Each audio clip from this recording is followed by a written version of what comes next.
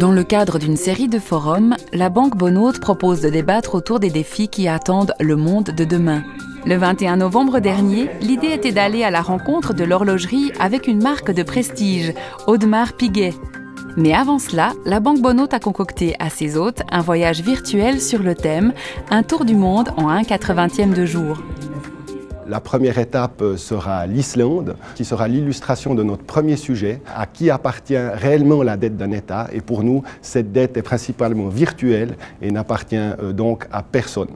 La deuxième étape est les États-Unis, où nous aborderons le sujet de l'énergie et remettons un petit peu en question l'idée communément admise d'un développement rapide des énergies renouvelables. Ceci est bien sûr dû à la réduction des budgets, mais surtout à la nouvelle exploitation peu chère du pétrole et du gaz de schiste. Ces nouvelles sources d'énergie vont rendre les États-Unis indépendants énergétiquement, avec à la clé un bouleversement de l'équilibre géopolitique.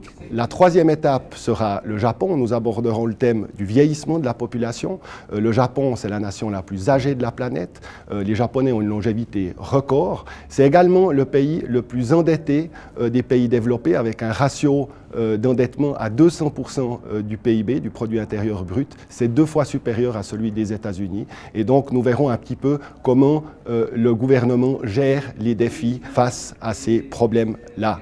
Et nous finirons notre voyage en Suisse, où nous tenterons de répondre à 2 questions, à savoir quelles sont les raisons du miracle économique suisse et est-ce que ce miracle peut durer. Un secteur qui participe largement au miracle économique suisse, c'est l'horlogerie.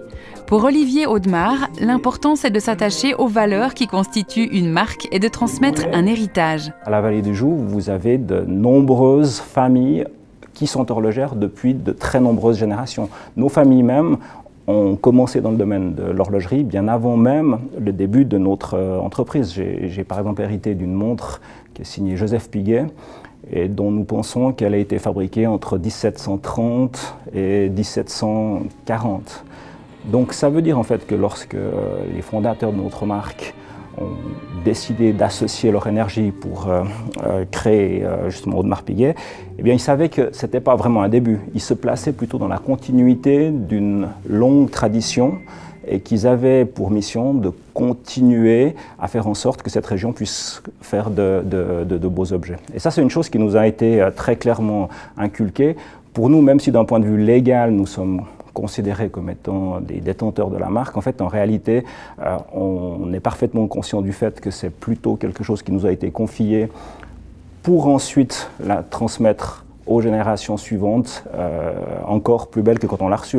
La marque appartient aux gens qui y travaillent, à leurs familles, et puis surtout à cette vallée de Joux dans laquelle, qu'on aime tellement.